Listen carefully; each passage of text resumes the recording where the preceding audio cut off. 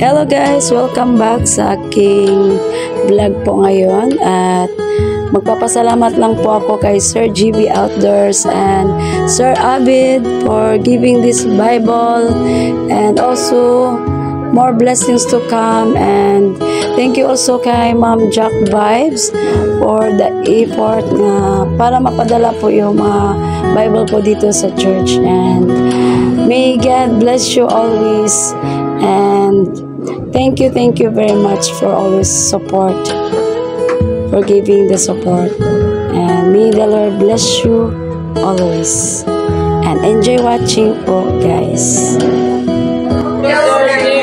Sir Abid, for giving these Bibles. Thank you for your support. May God bless you always. For God's love, a cheerful giver.